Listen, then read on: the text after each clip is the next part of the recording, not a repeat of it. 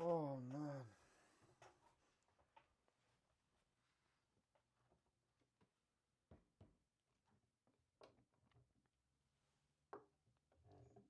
Oh hell no, dude. This game's not gonna work.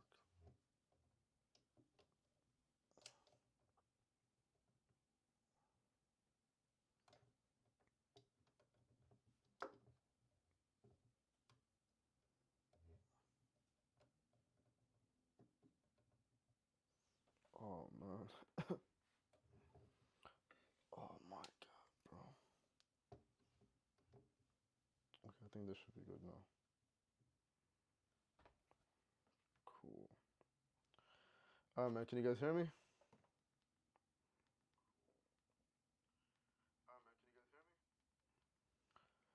That was my caption, bro. What was your caption? What was your caption? Bro, I wish there was a way for me to actually go live and I could see my progress on my computer. Tough caption. The caption about voice of the voice. That is not your cap. Bro, I've had this caption for God knows how long.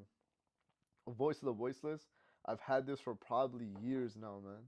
It's been quite a minute. But anyways, I'm hoping to get some good discussions today. You gotta trademark that. Bro, you know what's so crazy about this, right? I was on TikTok and I watched a video of a Palestinian guy graduating from one of the colleges here in Chicago. And I mess with you not, I can almost swear that I have seen this. Is the camera tilted? I can tell you, I remember this guy being on my life, and I'm not even joking. The next day or a couple days afterwards, I see this man graduating, and I see his post posted on TikTok, and I literally see this guy's caption is voice of the a voice for the voiceless. I'm like, there's no way. Not only did this man take my line, my like identity, but he literally posted that as if that's his own. What's this camera? This camera is my phone. I'm running a software, and with like if you have a MacBook or other Apple devices, you can use them as cameras for each other. So I'm streaming off of my computer, but I'm using my phone as a using my phone as a camera feature because it has a good camera. So I was like, why not? Instead of me buying a webcam, even though webcam will be a little bit better, but this just looks, I don't know, more natural. The webcams be kind of tacky, and it's sometimes like weird resolution. I don't know, the where the phone just kind of looks more natural. To be quite honest with you, and also catches the light more natural. Anyways, khair inshallah. I haven't been live in I think the whole of Dhul Hijjah. Even before that, I was kind of, oh my god, bro. I need to get a new tripod. This thing is like on life support, bro. This is ridiculous, bro. What the hell? Yeah, there's no way I'm about to actually. Yeah, there's no way, bro. I'm gonna be freaking doing this shit all night, bro. No way. Yeah, this thing won't even stand anymore, bro. Bro, don't ever get a Gorilla Pod, wallahi, bro. This will be like the worst decision of your life. It does not work. I promise you, bro. Those like holders, those prongs, they just destroy themselves over time. It gets so loose, it's actually freaking crazy.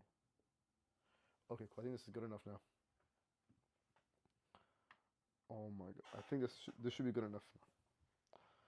Although I don't freaking like this, it's beautiful. I appreciate you, bro. Uh, I do want to talk about something. I haven't had the chance to go over certain things, but inshallah, khair, I want to pull up a video and start watching it here. I was thinking about something regarding politics. I'm not sure if I wanted to watch the video of Jordan Peterson and the 20 atheists or continue the debate of Charlie Kirk and the Cambridge students. What would you guys rather want to watch together? The Jordan Peterson and the 20 atheists or the Cambridge students and Charlie Kirk, bro? Honestly, what's worth more my times to look at? I think this whole like thing in the West now, with liberals and conservatives going at each other, it's pretty much, to be quite honest with you, even the conservatives don't stick to their beliefs, and I think wallahi, I think it's crazy as a Muslim because now you can just look back and sit down and be like, bro, they're doing all the work for us. All the problems that Islam brings a solution to, you literally see all the problems that they're bringing up. concept of gender, women's rights, abortion, concept of gender roles, all of these things. Islam already established that, what, 1400 years ago? And we're still deciding on whether what is a woman or a man. And obviously roles of, even like the social constructs of gender roles to the particular nature where now feminism has kicked in. And uh, they're now dictating to women what is freedom and what is being somewhat enslaved. And now, even if a woman wants to be, let's say, the traditional conservative wife or daughter or mother, they dictate what is considered freedom and what is enslavement. I think that's kind of what I want to look at. I'm not sure if I can actually pull this up or if I would get copyrighted, but let's see. Let's see Jordan Peterson's video, man. I want to really watch this. Yo, Fatima, tell me something that's worth watching. That would be something that I could comment on. I want to, I did the Cambridge video and Charlie Kirk, but I think I want to watch this out. Jordan Peterson, the freaking 20 atheist or something like that, right? Let's see if I can pull that video up. I'm trying to look for that. That one got a bit of heat on the internet. It's quite interesting. That's beautiful. I think that's what it was called. Jordan Peterson, the 20 atheists. Yeah. Pull that one up. Oh, it's a Jubilee video. Bro, it's an hour long. What the hell? You're a Christian. All right, man. Let's get this.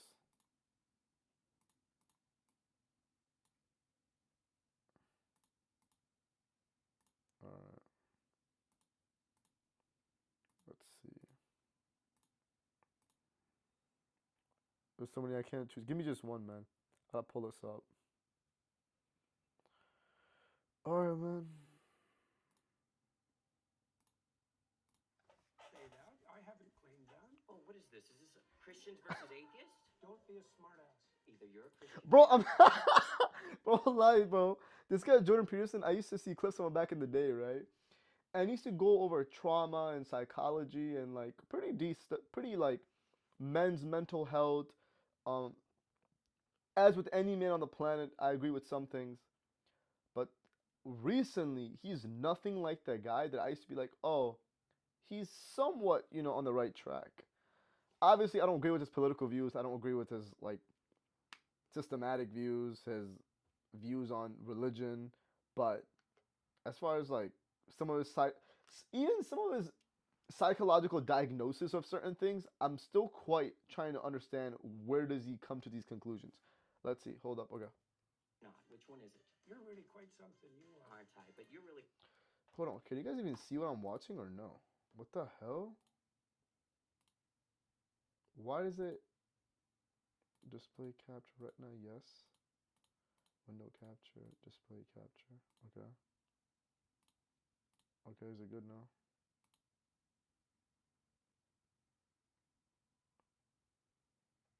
Okay, cool. I think this should be good now. Nothing. Right? You're not a Christian. Okay, I'm done with him. Hello there. I'm Dr. Jordan Peterson. I'm a clinical psychologist, a professor emeritus at the University of Toronto, an author, a podcaster, public speaker. from Toronto. And today I'm surrounded by 25 atheists. Okay, so notice how he agrees and says, I'm surrounded by 25 atheists. Like, he's very well aware where he's at. But now, I want to get to that one point where he's arguing with the first guy. But let's see this, man. So this is, My first claim, first of all, atheists... how is this guy credible in theology or to defend the Christian paradigm? I'm quite curious. He's a clinical psychologist. What credentials does he have? Or, I mean, why would he put himself in a position to argue with atheists? How well does he know his own creed? I guess we'll find out. reject God, but they don't understand what they're rejecting. Atheists reject God, but they don't understand what they're rejecting. Essentially saying since they don't understand what God is, they reject the notion of it. So pretty much saying, just because I don't understand what something is, therefore it cannot exist or it must not exist.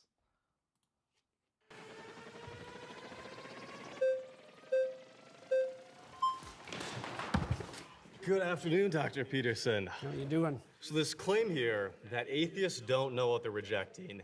My background is in studying to become a traditional Catholic priest, daily mass, daily rosary, going on long retreats, deep into the magisterium and biblical hermeneutics, like I was I'm the thoroughly in only it. person here, bro. And it seems like I do know what I'm missing. Is there something that I missed over years of study, both this issue formally and living out religion so And deeply? Adil, bro, just me and Adil. Well, in here. you obviously feel that you missed something when you were practicing for the priesthood. Your aim was off then. So And there's so- always the possibility that it's still off now. What was off about my aim in the first I place? don't know. That might take a long time to figure out. But Then it seems kind of like this no true Scotsman type of fallacy in which you're the arbiter of people's aims and how they understand those aims to be. How is it that you can claim that people don't know something that you know about their life despite not having met them? Yeah, okay. You know what's crazy about this? This guy's not even lying right now. This man just said it may have been something wrong in your what do you say exactly? that it's still off now. What was Well, you obviously feel that you missed something when you were He practicing for the missed something. So if you're saying, oh, you missed something, then you must have in mind what exactly he missed. Was it a core tenet of Christianity? Was it a misunderstanding? Was it a proper understanding of a particular concept that he missed out on? His argument doesn't even stand on anything. It's baseless. That's like saying, you're wrong. I don't know why you're wrong, but you're wrong. Okay, but why am I wrong? I don't know yet, but you're wrong. Bro, it may take a long time to figure out why you're wrong, but you're wrong. Therefore, you're wrong. It doesn't make any sense. priesthood. Your aim was off then. So And there's so- always the possibility that it's still off now. What was off about my aim in the first place? I don't know. That might take a long time to figure out. But Then it seems kind of like this no true Scotsman type of fallacy in which you're the arbiter of people's aims and how they understand those aims to Exactly. be. How is Like, it that you he's deciding whether somebody understands something or not, and because he doesn't agree with what they say, the only possibility is that that person understood that concept wrong. So pretty much saying that I understand this very well, and if you don't agree with what I understand very well, then you must not understand it very well as well. You feel me? claim that people don't know something that you know about their life despite not having met them? Exactly. well, it's obviously a generic claim, just like the atheists claim that there's no God. Yeah. It's a generic claim. In your case, it would have to be specified more, and I'm not claiming to understand what was going on in your mind, but Yeah. my experience with atheists is twofold. Is that they have a very reductive notion of what constitutes God, let's say in the Judeo-Christian tradition, and they've often been hurt by someone who was religious or by the religious enterprise or perhaps by God himself, so to speak, and that's left Yeah. them with an animus. But I think that you have a reductive view of what atheism is. You've defined religion so broadly to include If you guys just any join the sort of live, having aim make in sure you life. Please, like, I want to get this going, man. I want to get my live back on the freaking track. My main account is banned, so unfortunately I can't go live there. So we have to make it work with this one.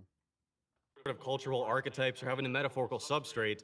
And atheism to you is a very specific type of like three people in the world that are these Raskolnikov type of, they want to get away with a perfect murder. It seems like you have the reductive view of what an atheist is. Well, let's start with your claim. How do you define the God that you're rejecting? Like, what is God to you? You studied in the church, you found that unsatisfactory. How would you characterize what you rejected? I think the average Christian believer, when they say that they're Christian and they believe, they mean some sort of God that is all powerful, all perfect, is somehow involved in the matters of this world, and that we look to them through wisdom and with the Logos incarnate in Christ. And it also seems like you don't believe in religion in the way that the All average right, first of all, that's a pretty accurate description, by the way. That's pretty much exactly what religion is, but Christian says point that they that out. believe in religion. And there are as many gods out there as there are believers because everybody has mutually exclusive and different views of what God is. So it seems Well, like if every an abstract concept, yes, but not in reality. So like you said that there's as many gods as there are the people that believe in God. Pretty much saying that every person since God exists in a reality only in the mind because people create it. So the amount of people that can create their own God, that's the gods that exist in reality in abstract concept, but also in the worldly sense. Because if somebody believes in a Hindu God, he's gonna start worshiping him. So the practice exists in reality, but the God doesn't. But obviously, we know as Muslims, the only reality is that God is only one. He's the only one that exists. But anyways, let's keep going. But this is the atheist have paradigm. mutually exclusive views That of God what is a God is, man-made no one abstract concept or a man-made a non-existent metaphysical being. speak to each other. The Yeah. mere fact of communication presumes a commonality of assumption and definition. And it's certainly not the case that I regard any archetypal manifestation whatsoever as equally religious. So that's not a real claim. Let me give you an example. For example, there's a sub-narrative in the story of Moses where Moses is rewarded with a glimpse of God. Okay, and that's one of the ways that God is characterized in the Old Testament stories. Yes. Now, Moses is a faithful servant of God and a good man. At least that's the case within the confines of the story. One possible It's interpretation. the case within the confines of the story, obviously. But Well, there's not a, obviously. there's, When we look at the Bible can't precisely say anything because there are so many different exegetical and hermeneutic views of this particular book, and that everybody has everybody has disagreed historically on. It seems like even the most benign detail about a book this big, and it seems like you can only say that the Bible says something if you first presuppose that it's univocal.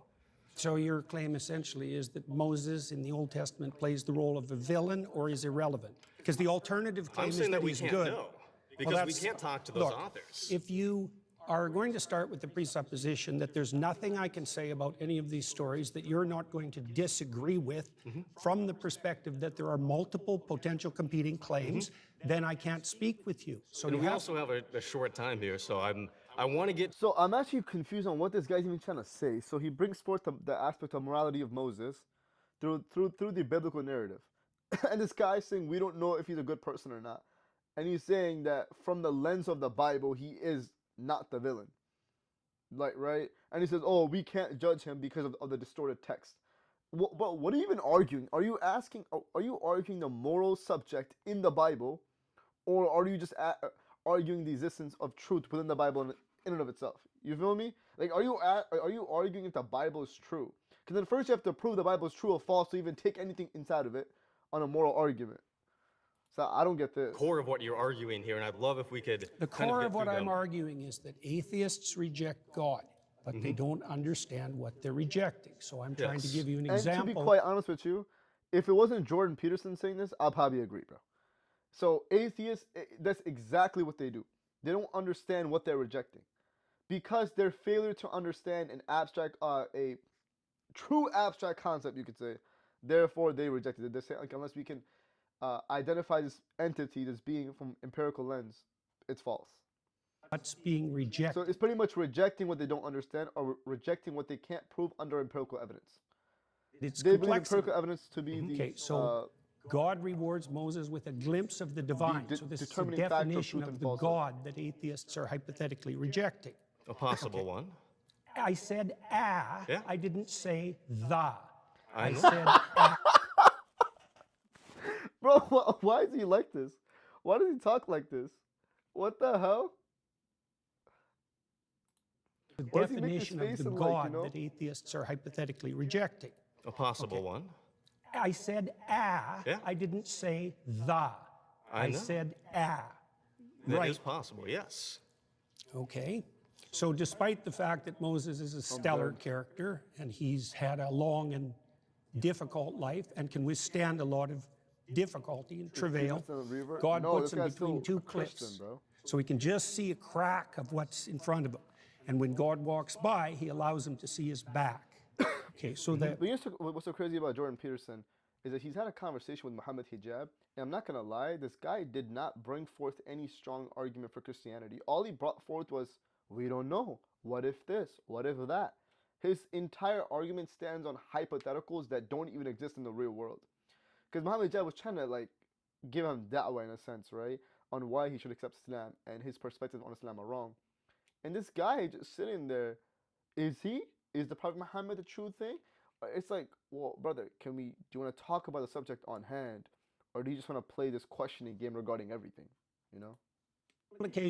an implication of that story is that the divine is fundamentally unknowable. It's a pinnacle experience, and that people in their finitude have to be shielded from a comprehensive vision of the basis of reality. Well, that's not the God that's defined in that manner, right? I want to see this one. I boil it down to Okay. Morality, hold on, what is it? Moralities and purpose cannot be found within science. I mean, I don't know. I think the science is say something otherwise because I think that they can maybe not the ultimate purpose. They can give you a biological purpose, but morality is subjective. So I guess you can't really morality can't be proven through science. Cannot be It's more of a found philosophical within motive. science.